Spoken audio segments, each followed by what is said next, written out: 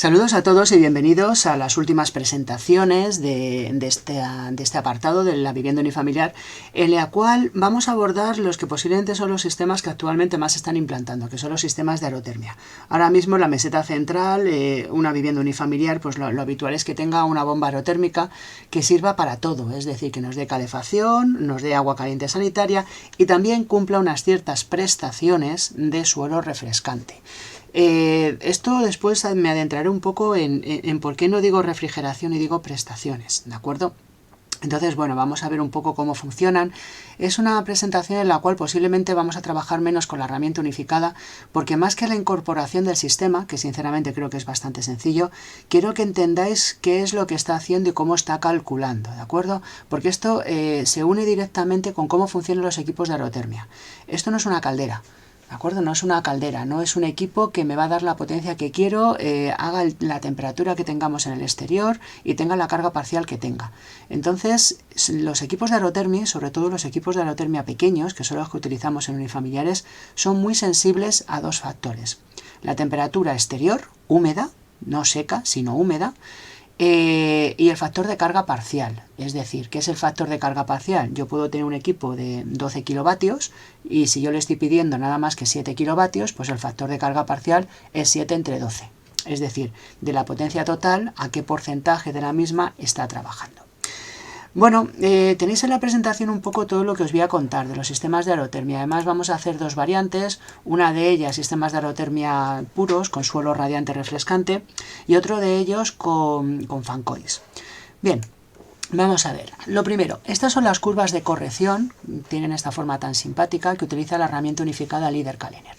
Lo que quiero que entendáis lo primero es que los datos en LeaderCalendar se incorporan los datos de condiciones nominales. Las condiciones nominales son las que están ensayadas según condiciones Eurovent. Estamos hablando de que yo ensayo a 45 grados de impulsión con una temperatura exterior de 6 grados, temperatura húmeda exterior, que aproximadamente en condiciones de humedad relativa de 75-80% estamos hablando de 7 grados de temperatura seca, y con un factor de carga parcial de 1. ¿Qué quiere decir? Que se entrega la totalidad de la potencia, el 100% de potencia del equipo. Es muy habitual que los fabricantes os den los datos a 7 grados y 100% de potencia y os den diferentes datos a 35, 45, 55 grados de impulsión. ¿De acuerdo? Con lo cual nos vamos a encontrar con que las condiciones Eurovent que en principio se establecen pueden ser distintas en función de la temperatura de impulsión. Primer elemento que tenemos que tener en cuenta, ¿a qué temperatura de impulsión estamos trabajando? Cuando estoy trabajando a 35 grados es la similitud a un suelo radiante. Cuando estoy trabajando a 45 grados estamos hablando del mínimo que se me permite de impulsión para agua caliente sanitaria. Y cuando estoy hablando de 55 grados puede ser o bien porque estoy trabajando con agua caliente sanitaria a mayor temperatura o bien porque estoy trabajando con fan coils que trabajan a 50-55 grados. ¿De acuerdo? Con lo cual tenemos diferentes temperaturas de impulsión para diferentes situaciones. Nuestro sistema va a tener diferentes datos nominales en función de la temperatura a la que esté trabajando. Este digamos que es el primer elemento que tenemos que tener en cuenta. ¿Qué es lo que va a hacer la herramienta unificada? La herramienta unificada va a realizar dos tipos de correcciones. Una de cuál es la capacidad que tiene mi equipo y otra de ellas de cuál es el consumo que se está produciendo. El primero de ellos, fijaros, tiene una formulación que dice que tiene dos factores, temperatura de impulsión y temperatura húmeda. Sin embargo, cuando nos adentramos dentro de la fórmula, solamente está teniendo en cuenta las correcciones por temperatura húmeda exterior. Entonces, ¿qué es lo que ocurre? Que en realidad la temperatura de impulsión, y esto ya lo hemos hablado, es un dato que no es relevante dentro de la introducción a la herramienta unificada, porque no hay una corrección por temperatura de impulsión. Lo que se asume es que los datos que yo estoy aportando son a la temperatura de impulsión que yo trabajo.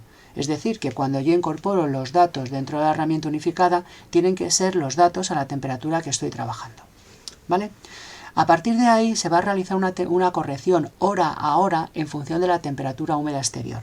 Los climas tipo, los archivos MED o EPW, que tenemos para trabajar, son unos archivos que incorporan tanto temperatura como humedad relativa. A partir de la temperatura seca y humedad relativa se calcula la temperatura húmeda y en función de la temperatura húmeda se realiza una corrección de la potencia del equipo. Cuanto menor sea la temperatura en el exterior, menor va a ser la potencia disponible. ¿Por qué? Porque cuanto menor es la temperatura en el exterior, más le cuesta el intercambio. Entendamos una máquina aerotérmica como una máquina de intercambio. Yo lo que hago es coger calor del exterior y lo paso al interior. Cuanto menos calor hace en el exterior, menos calor puedo pasar al interior. ¿De acuerdo? ¿Por qué temperatura húmeda y no temperatura seca? Porque cuanto mayor es la humedad a bajas temperaturas, más se produce un efecto que se llama escarche. Es decir, esa humedad que hay en el aire se va transformando en hielo. Y yo, en lugar de utilizar calor para traspasarlo al interior, necesito utilizar una parte de ese calor para realizar un cambio de fase en mi intercambiador, de tal manera que lo que es hielo pase a ser líquido. Eso es una energía de cambio de fase y es una energía que no puedo aprovechar en el edificio. Únicamente la puedo utilizar para que mi sistema no se congele, por entendernos. De tal manera que cuando los sistemas de aerotermia bajan aproximadamente de 4 o 5 grados de temperatura, directamente tienen un pico de consumo. ¿De acuerdo? Y por eso es importante la temperatura húmeda, más que la temperatura seca en el funcionamiento de este tipo de equipos. Esta digamos que es la corrección por capacidad. Y luego tenemos la corrección por consumo. La corrección por consumo va a depender de dos factores. Lo primero, de a qué potencia del total esté trabajando, factor de carga parcial. Y segundo, factor, ¿vale?, a la temperatura húmeda exterior. Efectivamente, vuelve otra vez a aparecer este elemento. Cuanto más calor hace fuera, más fácil son las cosas. Cuanto más frío hace fuera, más difíciles son las cosas. De tal manera que la herramienta unificada lo que va a hacer es que dato a dato, hora a hora, va a estar comparando las condiciones de mi equipo. Por ejemplo, aquí os he realizado un cálculo muy sencillo. Yo tengo un equipo de 12 kilovatios de potencia con un consumo de 3 kilovatios, con lo cual tengo un COP de 4. ¿De acuerdo? Entonces voy a ver cómo funciona cuando tenga fuera 0 grados y la demanda no sea de 12, sino sea de 7 kilovatios. Alguien me puede decir, ¿y por qué si el equipo tiene 12 a 0 grados estoy simplemente con 7 kilovatios? Pues es muy habitual, por dos razones. Una de ellas, porque nosotros dimensionamos los equipos según el RITE, ¿de acuerdo?, para 2 grados inferiores a la temperatura húmeda exterior de cálculo de la localidad. Por ejemplo, en una zona de la meseta central, esa temperatura de diseño suele estar en torno a los menos 5 grados de temperatura húmeda, porque la temperatura de diseño suele estar en torno a los menos 3 grados de temperatura húmeda y le tienes que quitar otros 2 grados. Entonces te sitúas generalmente entre menos 4 y menos 5 grados. ¿Vale? Con lo cual, en realidad, yo tengo un equipo que entre esa parte de dimensionado y que me tengo que ir a una potencia que sea comercial, si por ejemplo me sale 11-20 en el cálculo, pues me voy a ir a 12 kilovatios. ¿De acuerdo? Son dos sobredimensionados, el que me impone la normativa y directamente el de selección de catálogo. Con lo cual es muy habitual que yo tenga un equipo que esté sobredimensionado respecto a las temperaturas habituales en las cuales me voy a manejar. Esta no es una situación para nada normal, tener 12 de potencia y tener una demanda de tan solo, entre comillas, 7 kilovatios. ¿De acuerdo? Entonces, en estas circunstancias, lo primero que tendré será una corrección por la temperatura. De tal manera que la capacidad queda corregida por la temperatura y en lugar de 12 kilovatios tengo tan solo una disponibilidad de 9,88. ¿Cuál es mi factor de carga parcial? Mi factor de carga parcial es 7, que es lo que estoy demandando, entre 9,88. Tengo un factor de 0,71 y tengo otro factor de consumo de 0,69. Este factor, fijaros, aquí os he puesto una tabla en la que estoy relacionando todo lo que es la corrección de factor de consumo por temperatura exterior con la corrección de consumo por factor de carga parcial. Con lo cual, este 0,79, ¿de acuerdo? Como estoy en ese factor de 0,71 es aproximadamente este cruce que veis aquí, 0,672. Fijaros que para 6 grados de temperatura húmeda y el 100% de potencia, el factor es 1, es decir, las condiciones de funcionamiento coinciden con las condiciones nominales. Alguien podría decir, madre mía, pues esto es fantástico, porque si esto es el factor de corrección de consumo, resulta que yo estoy consumiendo menos. Claro que estás consumiendo menos. ¿Por qué estás consumiendo menos en estas condiciones que parecen peores? Porque estás trabajando un 70% de potencia, de tal manera que en realidad consumes menos. ¿Pero tu rendimiento cuál es? Porque yo puedo estar consumiendo menos, pero también estoy utilizando menos potencia. Y al final el rendimiento es una relación entre la potencia que yo estoy dando al sistema dividido entre el consumo que estoy generando. Este consumo no lo asociéis a la potencia, a la capacidad o potencia corregida, no. Es un consumo que está asociado a la capacidad que estoy entregando al sistema, es decir, a la potencia que se está demandando. Con lo cual el COP corregido es igual a esos 7 kilovatios que estoy demandando dividido ¿vale? Entre 3, que es la potencia nominal, perdón, el consumo nominal, por el factor de corrección. Y esto me da 3,43. Conclusión, que a temperaturas inferiores a las nominales estoy trabajando con unos rendimientos inferiores a los nominales. El rendimiento cuando fuera hace más calor y cada vez estoy a una potencia mayor, ¿vale? A un factor de carga superior, aumenta. Cuando yo estoy trabajando a bajas temperaturas y estoy trabajando a factores de carga parcial muy bajos, esa potencia lo que hace es que mi coeficiente, mi COP, lo que hace es disminuir, ¿vale? ¿Y qué es el S-COP? El S-COP es la suma, ¿vale? Es el promedio, más que la suma, de todos los COP que se han producido de manera horaria. Esto quiere decir que lo que va a hacer la herramienta unificada es calcularnos el COP estacional y lo normal es que no vaya a coincidir con el del fabricante. ¿Por qué? Porque el fabricante utiliza para calcular el S-COP una serie de normas UNE que se realizan con unos ensayos a unas determinadas temperaturas. Sin embargo, la herramienta unificada no utiliza una temperatura para el cálculo del S-COP. Lo que hace directamente es que calcula hora a hora qué es lo que está pasando en el clima tipo y te arroja de esa manera el valor del S-COP a partir de los 8.760 cálculos que ya conocemos. ¿De acuerdo? Entonces, así es como va a estar funcionando. ¿Y es así como funciona un equipo real? Pues sí, así es como funciona un equipo real. Fijaros, estas son las curvas de un equipo real. ¿Vale? En este caso, creo recordar que era un equipo Toshiba. Los equipos es muy habitual que te estén dando dos tipos de curvas. La primera de ellas, lo que llaman las curvas pico y después las curvas medias. ¿Cuál es la diferencia? La curva pico, que veis aquí, es la azul, la que va por encima, es una curva que tiene que ver con la potencia total que va a tener el equipo. Es decir, no solamente la potencia que va a transmitir al interior del edificio, sino también la que va a utilizar en el escarche. ¿Vale? De tal manera que fijaros que la curva azul lo normal es que vaya por encima de la curva naranja. ¿Por qué? ¿Qué es la curva media? La curva media es la curva que se denomina la curva integrada, en la cual se asume que una parte de la potencia, veis aquí entre 0 y 5 grados, ¿de acuerdo? Estas son temperaturas negativas y estas positivas. Aquí tenéis entre 0 y 5 grados cómo se produce una bajada entre las dos, porque hay desescarche. La curva pico y la curva media se acoplan cuando estamos por temperaturas encima de 5 o 7 grados, porque ya la temperatura húmeda y la temperatura seca empiezan a acoplarse. Sin embargo, cuando tenemos temperaturas cercanas al 0 y sobre todo por debajo de 0, veis que se produce un desacople. ¿Por qué? Porque la parte de humedad que hay en el aire es bastante importante desde el punto de vista del desescarche de la máquina. ¿Vale? Desde el punto de vista de selección de los equipos, nosotros siempre tenemos que utilizar la curva media, es la curva integrada. ¿De acuerdo? Porque la potencia que nosotros tenemos para transmitir al edificio no tiene nada que ver, o más bien se ve disminuida, con la parte que estoy utilizando para otros menesteres, en este caso el desescarche. ¿Y qué relación hay entre los equipos reales y los equipos simulados por Joule? Pues es bastante cercana, bastante más de lo que pensamos. Fijaros, aquí tenemos la corrección por consumo por factor de carga parcial. La curva naranja es la curva que predice Joule y la curva azul es la de un databook del mismo equipo, de un equipo Toshiba. Fijaros, esto directamente es consumo y veis cómo es muy similar el consumo que predice Joule por carga parcial al consumo que está prediciendo, que nos está estableciendo por datos empíricos, datos de ensayo, el databook del equipo, que es la curva azul. Con lo cual no hay tanta diferencia entre uno y otro. Fijaros que aquí directamente uno me está dando para un factor de carga parcial del 60% 1,88 y el otro 1,94.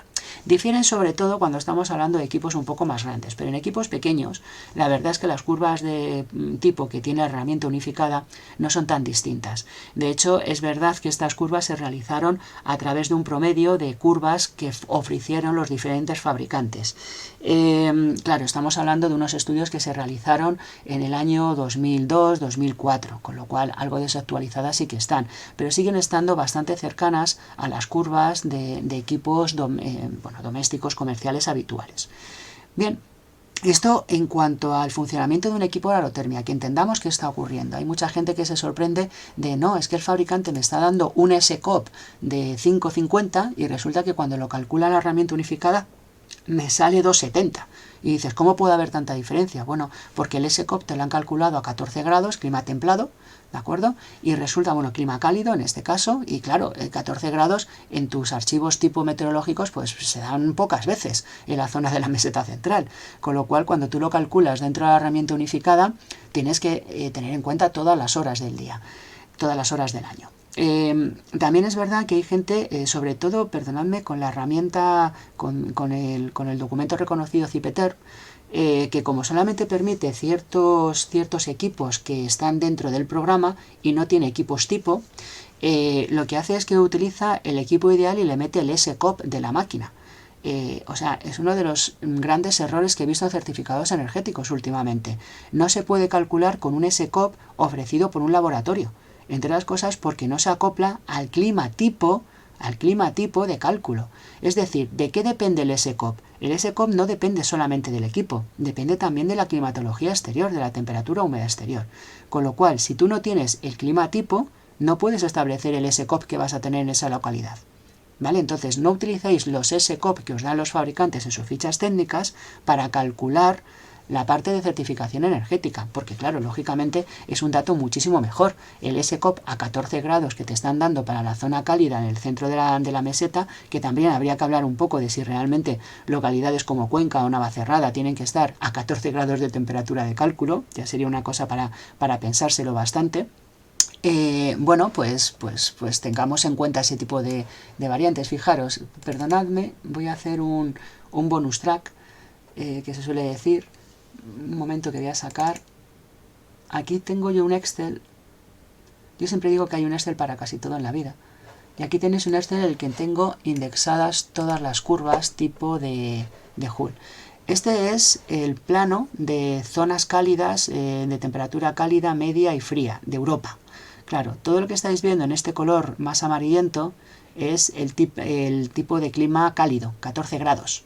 Fijaros, aquí hay zonas que ya tendríamos que hablar claramente si estamos unos 14 grados. Esto que estáis viendo en verde son 7 grados y esto que estáis viendo en azul son 2 grados. Cuando yo realizo un SCOP, lo realizo para esas temperaturas. Entonces, para esas temperaturas, en realidad, ¿se están produciendo o no se están produciendo dentro de la península? Pues habría que pensárselo bastante. En realidad, es claro y es lógico que pensemos que no. Pero bueno, esto en cuanto al funcionamiento de los equipos. La siguiente parte es cómo se introduce la aerotermia. La aerotermia, pues la verdad es que es bastante sencilla de incorporar. Hay dos formas, ¿vale? Una de ellas, sobre todo cuando tenemos equipos pequeños, mixtos de calefacción y agua caliente sanitaria, es hacer un equipo todo en uno. Es muy parecido a la caldera mixta que habíamos hecho al principio, en un solo equipo. A mí personalmente no me parece la forma correcta. Nada lo impide, normativamente nada te dice cómo tienes que incorporar los datos y la herramienta unificada tampoco te dice más allá de que el técnico es el responsable de los datos que incorpora. Pero sí que es verdad que cuando yo estoy en un sistema de calefacción por suelo radiante, yo estoy impulsando a 35 grados. Y cuando tengo un sistema de agua caliente, y estoy hablando de uno doméstico, de una vivienda unifamiliar, mi impulsión está en 45-50 grados. Ya lo hemos dicho antes, ¿qué me va a costar más? ¿Impulsar a 45 o impulsar a 35? Pues cuanto más caliente quiera impulsar el agua, más le va a costar a mi equipo. Eso quiere decir que el rendimiento que yo voy a tener a 45 grados, o el consumo si lo queréis, va a ser mayor el consumo que cuando yo estoy impulsando a 35. Por eso, lo que yo considero correcto a la hora de incorporar estos equipos es no hacerlos como un pack, sino hacerlos de forma independiente, porque yo aquí tendré unos consumos y un rendimiento, y yo aquí tendré otros consumos y otro rendimiento. Cuando yo lo hago en el mismo pack, dentro de la herramienta unificada, solamente me piden un dato, y ese dato que me piden, personalmente entiendo que hay que introducir el de calefacción, pero las curvas que hay son las mismas, es decir, no me va a realizar una corrección por temperatura de impulsión de lo que está ocurriendo. Directamente me va a utilizar los datos de la calefacción para la producción de agua. ¿Eso qué va a hacer? Que mi certificación energética sea mejor, porque el rendimiento en calefacción es mejor que el rendimiento en agua porque está impulsando a una temperatura mayor el agua. ¿Vale? Vamos a un equipo real. En este caso, este es un equipo de Daikin. Fijaros. Me están dando una tabla con dos datos, un dato con 1 y otro dato 2, ¿vale? El dato 1 es el dato tipo, en el cual me están diciendo, fijaros, que yo tengo en calefacción, ¿vale?, una temperatura de bulbo seco, BS, de 7 grados, que corresponde a un bulbo húmedo, BH, de 6 grados, y el LWC es la temperatura de impulsión. Me está diciendo que son 35 grados de impulsión con un retorno, un diferencial de temperatura de 5 grados. Eso es un suelo radiante. Y que en condiciones 1 directamente el consumo es de 2,16. Sin embargo, me voy a ir ahora a otra serie de condiciones. Mismas condiciones exteriores, pero con una impulsión a 45 grados. Esto lo podríamos establecer como un agua caliente sanitaria.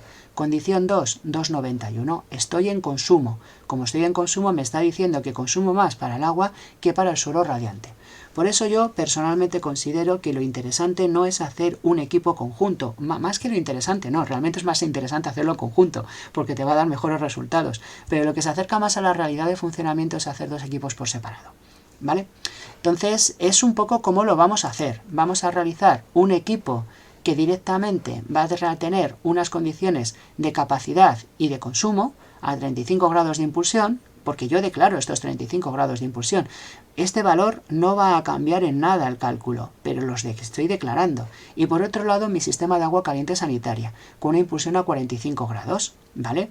No me está pidiendo las temperaturas de impulsión, ¿de acuerdo? Solamente me pide la demanda a 60 grados, pero sí que me está pidiendo cuáles son los datos, y los datos es que mi COP pues es bastante peor, ¿de acuerdo? Con lo cual tengo que tener en cuenta, perdonadme que es 2,91, no 3,18, es 2,91 el consumo, lo estáis viendo aquí, 2,91, no 3,18.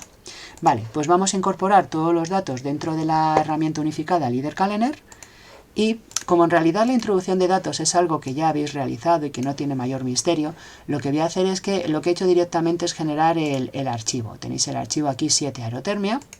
Para mí lo importante es que entendierais cómo está funcionando y qué es lo que he hecho. Yo creo que esto ya, después de los vídeos que habéis estado digiriendo, es bastante sabido. Tengo un equipo independiente de agua caliente sanitaria con mi bomba de calor. Mi bomba de calor, perdonadme, que no tiene 3,18, sino que tiene 2,91 de consumo, ¿vale? De acuerdo. Este de aquí es 2,91 de consumo. De acuerdo, 2,91 de consumo. Y por otro lado lo que tengo es agua caliente, por otro lado tengo otro sistema independiente para calefacción. ¿Por qué he realizado ya el sistema? Para evitarme tener que incorporar de nuevo todos los equipos de forma independiente, todos los espacios, con sus correspondientes cargas, que son exactamente las mismas que hemos ido utilizando durante todos los ejemplos. Entonces ya tenemos los dos elementos por separado. Yo le puedo dar a grabar y le doy a calcular. Cuando yo le doy a calcular, ¿cuál es la gran ventaja de la aerotermia? Vale, ya he terminado, me voy al H0. ¿Cuál es la gran ventaja de la aerotermia? La gran ventaja de la aerotermia, fijaros, es que yo he conseguido cumplir sin tener fotovoltaica. No tengo fotovoltaica, no tengo producción de fotovoltaica, y además es que no aplica, ¿vale? Aunque aquí me dice potencia de producción de fotovoltaica instalada a 1 kilovatio, en realidad si yo me voy a mi elemento de información, me está diciendo que 1 kilovatio porque le he puesto aquí 1 kilovatio. Yo aquí puedo poner 0, ya os dije que era un dato simplemente administrativo, es decir, un dato que aportas, pero si esto no está activado directamente no se activa. De todas maneras, lo que puedo hacer es volver a calcular y de esa manera, a ver, ya me tienen que salir los resultados con 0. ¿Vale? Y me quedo más tranquilo. Aquí lo tienes. Vale. ¿Qué es lo que he conseguido con la aerotermia? Lo que he conseguido es un equipo que es capaz de aportarme energía renovable para la parte de calefacción.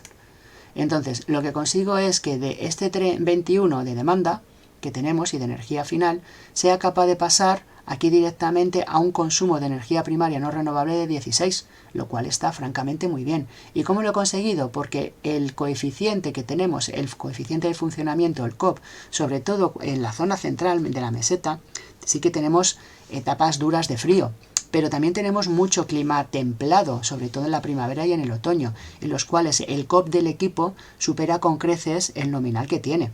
Y al final se produce una compensación. ¿El S-COP que tengo es menor que el ensayo que se realiza en norma UNE? Sí, pero sigue siendo favorable. Y todo COP que está por encima de 2,5 tiene un apartado de energía renovable, que al final lo que hace es que va disminuyendo este indicador que es, digamos, el más complicado.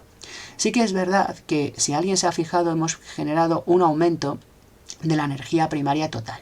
Esto ocurre, perdonad que voy otra vez a H0, esto ocurre casi siempre que, bueno, casi siempre no, siempre que estoy funcionando con equipos aerotérmicos. Fijaros que el que se empieza a acercar poco a poco al límite es el consumo de energía primaria total. Esto con la caldera no me estaba ocurriendo, porque una caldera sobre todo consume energía primaria no renovable, ¿vale? Y aumenta la energía primaria total, sí, pero no tanto. Sin embargo, cuando yo tengo energía a través de equipos aerotérmicos, de bombas de calor, la energía primaria no renovable disminuye por esa parte de energía renovable que hemos comentado. Sin embargo, la total tiende a aumentar. ¿Por qué tiende a aumentar? Porque sigue siendo un equipo eléctrico.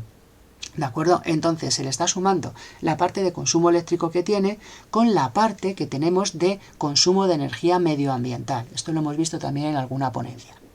¿Vale? Entonces, en ocasiones es habitual que nos encontremos con que este factor de aquí hemos conseguido cumplirlo y hay ocasiones en las cuales excede los límites por poco. Ya os decía que el indicador de energía primaria total apareció en el año 2019 y lo que intentaba evitar era un edificio que, aun consiguiendo un consumo de energía primaria no renovable muy interesante, fuera un depredador de energía, porque lo que estaba haciendo era consumir mucho, pero energía renovable. Y eso tampoco era el camino que quería seguir la normativa. Y por eso se establecen esas dos limitaciones, la no renovable y la total consumida. Fijaros que de momento ni siquiera he incorporado la parte de fotovoltaica, no la he incorporado.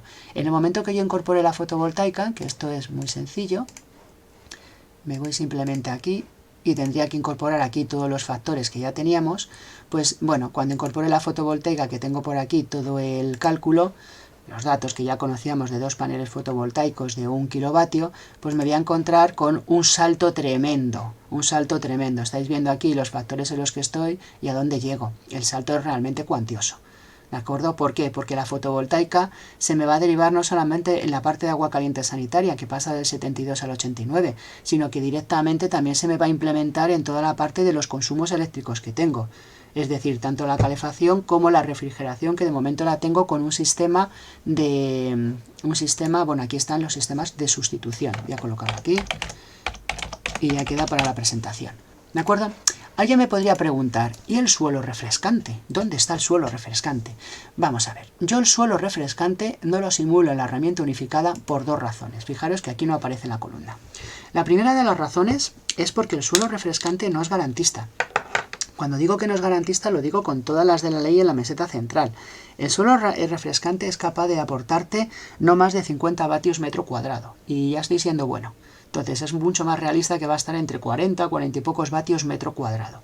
Cuando yo tengo una zona climática como la zona D3 en la que estamos, el ratio de refrigeración, creo que lo habéis visto, está casi dentro del ratio de calefacción. Vais a ver, perdonadme que voy hacia arriba. Vale, ¿veis las demandas que se están produciendo, las cargas, perdonadme, que se están produciendo por refrigeración? Están en un orden de magnitud muy cercano a las de calefacción, es decir, una zona D de calefacción y una zona 3 de refrigeración tienen cargas térmicas puntas muy parecidas. ¿Eso qué quiere decir? Eso quiere decir que en realidad un equipo de suelo radiante me da 80 vatios metro cuadrado y yo sí que voy a ser capaz de dar respuesta con el suelo radiante gracias a los aislamientos actuales de los edificios a la calefacción.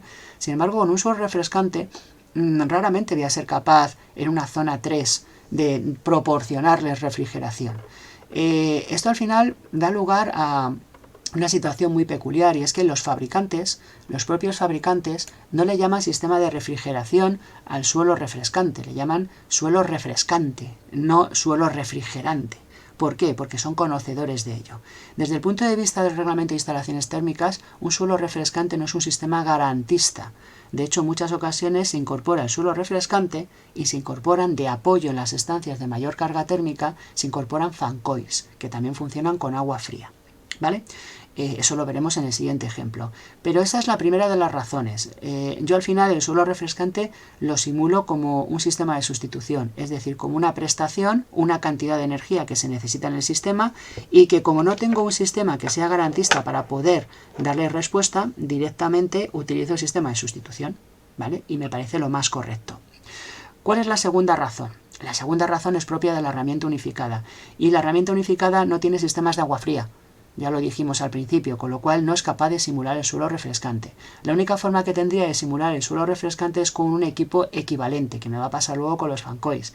Y lo equivalente que establecen los propios desarrolladores de la herramienta unificada es un equipo autónomo. ¿Qué es un equipo autónomo? Pues un equipo autónomo es un split de impulsión de aire, con expansión directa.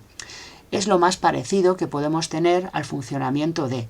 Y en realidad ya hemos visto que utilizar equipos de sustitución y utilizar equipos split actuales con un rendimiento normal y corriente, no estamos hablando de la última perla que haya salido del último fabricante, que eso seguramente no lo estamos incorporando en nuestro edificio, es decir, con rendimientos actuales son muy parecidos a los rendimientos de los sistemas de sustitución, con lo cual la verdad es que directamente no pierdo el tiempo. Asigno a los sistemas de sustitución el consumo de refrigeración necesario para el confort del edificio y la certificación queda cerrada de esa manera. Bueno, os resumo, yo no la parte de suelo refrescante, tanto porque es un sistema que no es garantista y no es refrigerante como tal, como por las propias limitaciones de la herramienta unificada, se lo dejo al consumo de los sistemas de sustitución y no lo simulo como un sistema propio. ¿Vale? Bueno, pues esto en cuanto a las simulaciones. Si yo me fuera a mi famosa herramienta EPDV, pues estaríamos viendo cómo está funcionando el equipo. Fijaros, aquí lo que me parece más interesante es que la energía primaria que yo tengo, el ratio que tengo es un 68% de energía, de consumo de energía primaria. Con este ratio de energía renovable las cosas ya empiezan a funcionar bastante. Cuando yo tengo ratios que se acercan al 50% de energía renovable, el equipo lo más fácil es que ya esté cumpliendo. ¿Sabes? Estoy entre un 35 o un 50%, estoy ahí en el límite, pero el sistema ya empieza a funcionar, ya empieza a cumplir los indicadores del H0. Y fijaros que aquí, para el agua caliente sanitaria, entre la fotovoltaica y la aerotermia, llegó un 90% de energía renovable. Esto estamos hablando del promedio anual. ¿Qué significa? Que una gran parte del año me estoy duchando gracias a energía renovable, al 100%. ¿Vale? Entonces creo que es bastante interesante tener un edificio ya dentro de estos parámetros y es lo que está buscando la normativa. Cuando dentro de poco cambie otra vez, ¿qué es lo que nos van a decir? Que el edificio con clase A es un edificio de consumo nulo, es decir, que este ratio es un 100%. ¿Vale? Entonces en el 2019 se nos ha ido acercando poco a poco. El H0 empieza a funcionar bien en ratios de energía renovable total de todos los servicios en torno al 50-60%. Entonces, ¿dónde está realmente lo interesante en el cumplimiento del código técnico? Pues yo creo que lo tenemos todos claros, en la parte de incorporación de energías renovables, ya sea de una manera directa, solar térmica o solar fotovoltaica, o de una manera indirecta, a través de sistemas de aerotermia, bombas de calor ya sean aerotérmicas o geotérmicas. Bien, pues aquí voy a terminar este vídeo. El próximo, pues vamos a ver nada más que la parte de incorporación de fan coils, de apoyo para la parte de refrescamiento, que yo creo que, bueno, simplemente porque lo tengáis un poco en la cabeza y veáis un sistema multi-split. Y luego vamos a comentar cuáles son los archivos de salida de Joule. Es una parte yo creo que también bastante interesante. Así que me despido y hasta el próximo vídeo.